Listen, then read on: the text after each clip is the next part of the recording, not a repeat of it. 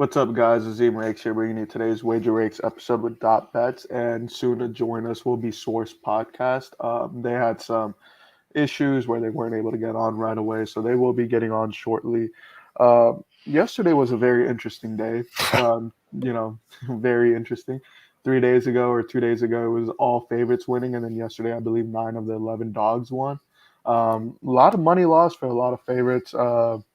Just a great MLB day all around. I mean, as a sports bettor, you never want to see that many dogs win or whatever, but as a baseball fan, it's always, eye catching to see all these teams come out and perform to the level that they sometimes are expected to. That being said, it was a difficult day for sports bettors, including myself. Dot, did you do well or? I went 1, 2, and 1. I had the Cubs thinking they were going to get off that skid of 9 games, and then I had the over in the Angels game that somehow did not hit. So, Right. oh hi, you getting on Hey, stream with me? we got a third guest, right? We got a Yeah. third guest. uh, yeah, no, I mean, that's still better than I saw on Twitter. And myself, I mean, I only had two plays, and they were both the Giants. It was Giants minus 1.5 and the Giants money line, and both of them lost. So I took a hit, but nothing that we can't or that I won't bounce back from. But yeah, interestingly enough, I mean, 1 and 2 and 1 is just it's pretty good compared to Yeah. a lot of stuff I saw on Twitter yesterday. Oh man, I saw some reverse sweeps, all that. Yeah, I mean, But it was a day for that. It was a I day saw for that. that. I think if you parlayed the plus 1.5 for all the dogs, for $100 you won like 57K. So I Easily. luckily did that. So I'm Oh yeah. feeling pretty good. Share some of it with me, please. Yeah. Yeah, so let's sort of jump right in. To kind of give you all an update as well, though, we are taking a part of the Captain Cappers contest as a page. I personally am taking it into. I'm taking a part of that contest individually. I believe I went 0-3 in the contest because I had to find two other plays aside from the Giants minus 1.5, and neither of them hit. I try to be smart about it and try to stay towards the faves. And guess what? The faves got dominated yesterday. Yeah. And I think Wager Rakes as a team, minus myself and Action Jackson, went 1-2. That being said, not only for the contest and not even just for that, we just want to bounce back because yesterday was a brutal day. So let's see how much damage we can do today and win some of it back. My first play today is going to be an under. It's going to be the White Sox / Twins under 8. It's at minus 110 right now. I like this for particularly quite a bit of reasons. It's at minus 110. Under 8 has been pretty much the average that we've been seeing recently ever since the substance rules came out with the pullback of sticky tack and everything. I like this for one crazy reason is that you never see this. You always see Vegas correct their Hmm. lines between series, and I've mentioned this multiple times. So if you've been a long time viewer, you've probably been already heard this before. But this is a situation where they corrected by 2 runs. So the White Sox Twins last game with 10 runs, they went over, which is what I like about this situation that they're bringing it back down to the under. Clearly, Vegas is loving this pitching matchup for the most part. And they do believe that the White Sox and Twins basically put out all their bats last night. Um, I think this is going to be I will be honest, I think White Sox Twins under 8 is going to come down to the wire. It's going to end at 7, 8, or 9. I don't think it's going to go anywhere beyond that, and I'm hoping it's the 7. Even if it's the 8, we're still pushing there, but I believe it will be the 7. But it's going to be somewhere between 7, 8, and 9. They're going to get close, but they're not going to get too. I don't think they're going to either blow out the total or horribly fall under the total. So Right. it'll be anywhere between that 7 and 9 range. Yeah. So I like this play. White Sox Twins under 8, sitting at minus 110 right now.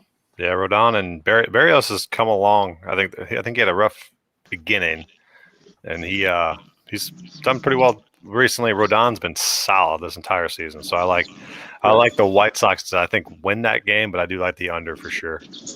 I think Source has something on the White Sox. The White Sox are a 3-unit play for us They're a here. 3-unit play for y'all. 3-unit play for us, which is obviously our max play. I love Rodon in this spot, and I love the value at minus 110, which is where I locked him in last night. Nice. What's it sitting at right now? White Sox are minus 121. So you got I a still good. like it there. I like them to minus 130. They're one of a couple of plays I really like the line movement on. The other play I really like the line movement on, not to steal your thunder, Dot. The other play I really like the line movement on is the St. Louis Cardinals and Adam Wainwright. I like them even at open at +1. They were +115 at open. They're now +131.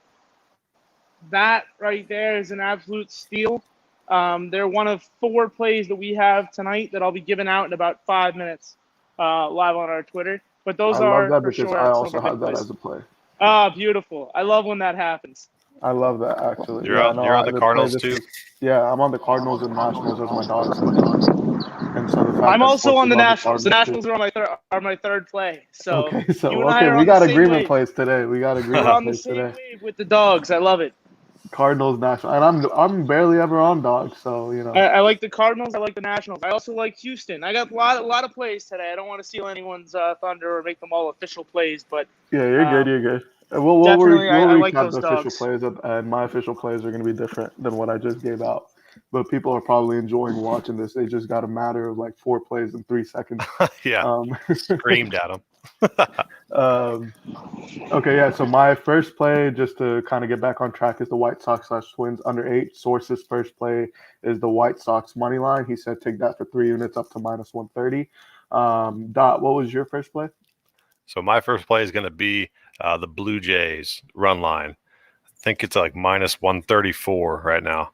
Nice. And their team total sits at over 6.5 right now. So, I mean, Vegas is expecting them to shell this pitcher. I think it's Kramer for the Orioles, going up against Matz. And Matz has done pretty decent as a little bit better as of late.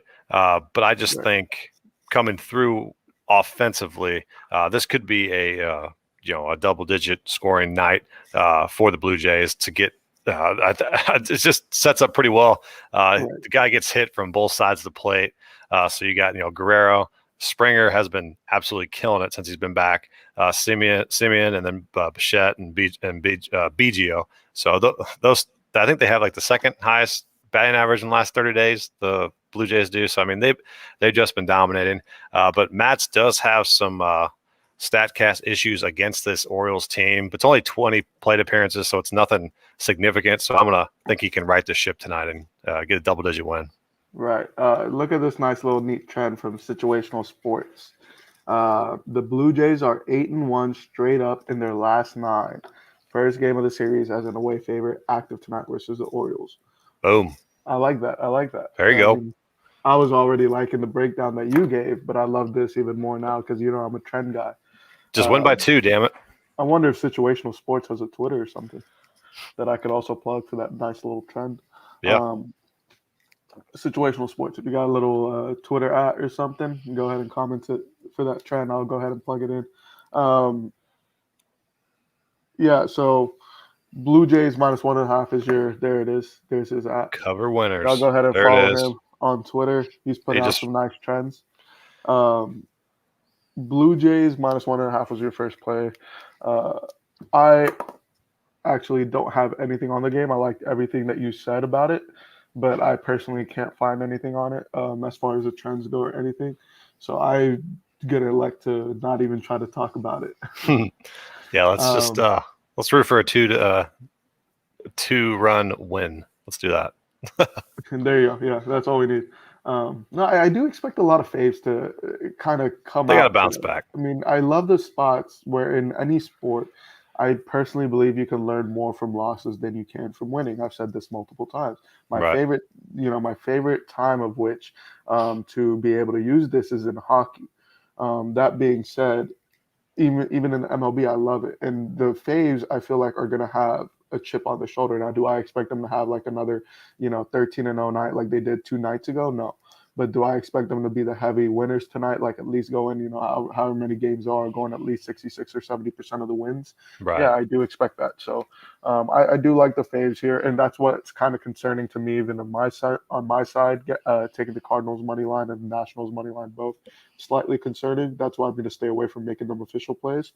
But I am going to go with my second play being the Dodgers money line.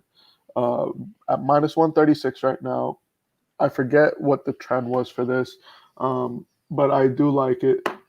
I forget what the trend was on this, but I like it from just more reasons than just the trend. I like it because the money's coming in on it.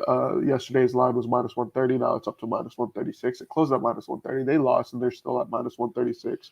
This is the cheapest you're going to find the Dodgers, and the crazy concerning part is that they're minus 130. I mean, you never expect the Dodgers to be minus 130, so it Right. always raises that concern that okay, what does Vegas know that we don't? But then here's the money coming in on the Dodgers. Oh yeah. That being said, it's like what I mean. This one is definitely a very um, kind of in the air game where we don't really know what to expect because again, intuitively you're sitting there thinking Dodgers should not be this low. The fact that they're this low feels like a trap. You know, Marlins are going to take it, but then here's the money coming in on the Dodgers. Here's the my trends are on the Dodgers. I don't have any on the Marlins, so. It's a altogether very interesting situation for me. But I do expect the Dodgers again. You learn more from your losses than your wins. The Marlins they had the game in the bag. Um, they just needed to make a few adjustments, and I think that's where the Dodgers failed to do what the Dodgers failed to do, and as a result, lost the game.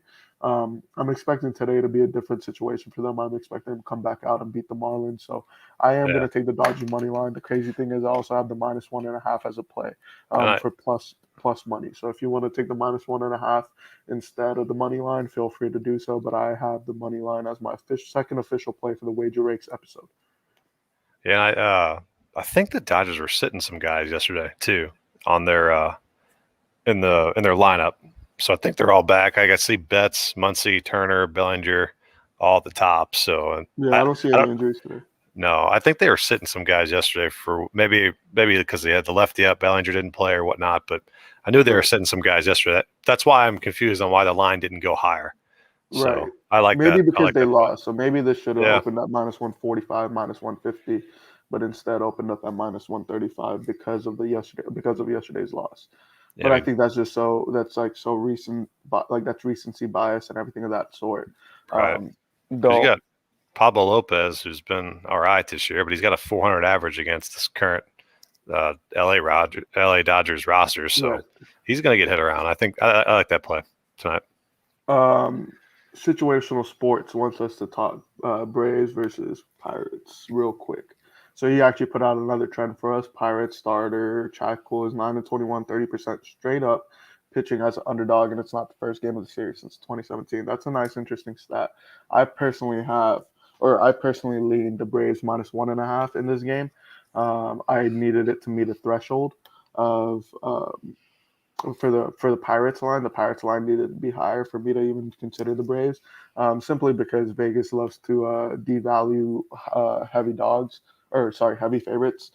That being said, because it didn't get to that threshold, I'm not playing it, but it was a lean for me for all day until the end, where the Yep. line dropped right below the threshold. So that being said, I do lean the Braves minus 1.5 in this situation. Again, one of those situations where the Pirates just demolished the Braves yesterday. If there's a team that needs to come back and prove what they're worth and how well they play and anything of that sort, and if there's a team that needs to learn from their mistakes today, it's the Braves. I Yep. mean, they didn't play. I mean, yeah, the Braves aren't some crazy great team, but I mean, they're not losing to the Pirates the way they lost yesterday every single time either. That being said, I do like the Braves Yeah, minus 1.5. I heavily lean the Braves tonight. Just on the fact that obviously they got their ass kicked yesterday, but yeah, Chad Kuhl is just not a very good pitcher, Right, right, and he's got a 350 WOBA against almost 30 appearances against this Braves roster. And Ian right. Anderson only has 16 plate appearances, but a Mhm. .165 xWOBA. So he just does not get hit hard by this Pirates lineup. I Right, think Polanco just went on the IL too, so that's a blow to this another Pirates offense that's actually sneaky in the regards to being able to hit this year, but that just takes a little bit more of a blow to them. But I favor the Braves in this one. Just unsure bounce back material. right. Yeah. Uh, as I already said, I do think the Braves will bounce back here. Mm-hmm. Hopefully, we're not wrong about that. I'm like, will beat down yesterday. It moved up to minus 190 pretty quick. Everybody's on it. We'll see how that turns out. What did you say? You're cutting out. What's your second play? I'm gonna flip it on you. I know I told you one before the stream, but I've just been looking throughout the stream, and I'm gonna go back to the dreaded Yankees and take their team total over. Yankees team total over. It's over 5.5, like plus 104 or something like that. And I just don't see them not hitting this Sheffield for the Mariners tonight. It's a late game for them. But Judge, Sanchez, LeMahieu, Stanton, Voit, I think they just need to have one of those series where they just absolutely pound a team. And I'm thinking that's going to propel them to go on a little run. So I'm thinking it's going to start tonight. And I think they get to 6 pretty easily, maybe even again to double digits tonight for the Yankees. Right. I agree with that. I do lean the Yankees as well. Potentially will be a play. They've been a curse on this. They've been a curse for us on this. They have been on the free plays, so, but we're going back to maybe never mind. I'm off the Yankees altogether. All right, we're gonna just break down one last game because Situational Sports asked us to do one more, and then after that we're gonna log off and get ready for the NBA Finals Game 1 show. So let's discuss Cubs Phillies. The Phillies are 0-8 straight up in the last 8 situations, coming off 10 plus runs. 1 of 10 last 11 situations. I will say something about using trends in my work, or like the trends that I do use. I don't really like to sort of use the last 11s and stuff like that. A lot of people have found profit in that. I can't. So situational sports, if you've been able to find profits in using like a date function or a lot, just looking at the last 10, last 11, all props to you, because the way it seemed, your last 3 trends have been all using date functions, and so that's amazing. I can never do that. I just don't know which dates to actually like really, I just feel like that's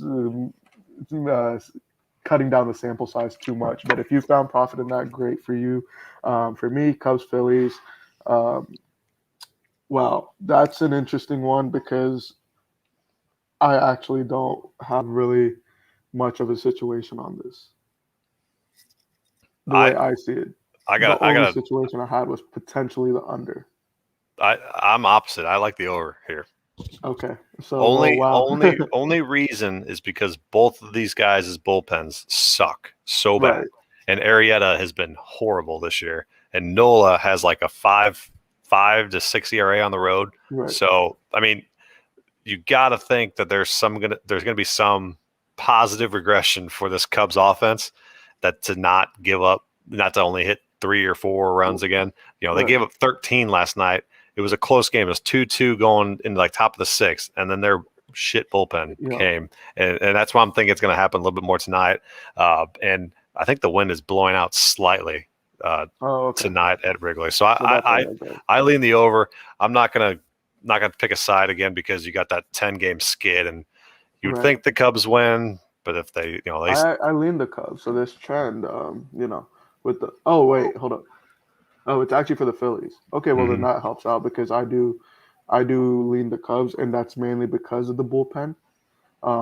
Here's the thing: if I expect one of these bullpens to screw up, I expect them to screw up. It could be the Phillies or the Cubs. I'm going to take the plus money and hope that I'm right about the Phillies screwing up. Yeah. So that's the only reason I lean the Cubs, is because they're the dog in a game that there shouldn't be a dog, in my opinion. I mean, both teams are just as admirable in being dogs, because man, do they give up games so easily. That being said, I think the Phillies can give up the game as well as the Cubs can, and so I'm just going to lean the dog there. Yeah. But that's my lean on this. Yep. Another little fun fact: Phillies starter Aaron Nola is 3-9 straight up in 10 run line pitching as an away favorite in his last 12. So, that makes sense with this crappy road ERA. Yeah.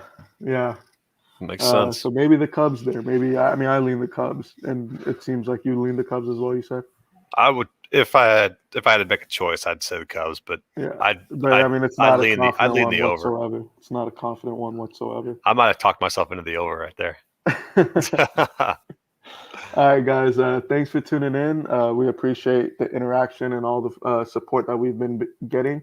Um, Tune into the NBA show that we will be putting out in a few minutes, probably around 7:15 Eastern timing. So maybe in actually like 25 minutes. And we're gonna discuss the game one, the NBA Finals, just how did the Bucks and the Suns get there, and everything of the sorts. And hopefully we get more interaction there, and we're gonna have an enjoyable NBA show. That being said, once again, thank you and good luck to y'all and all y'all's bets.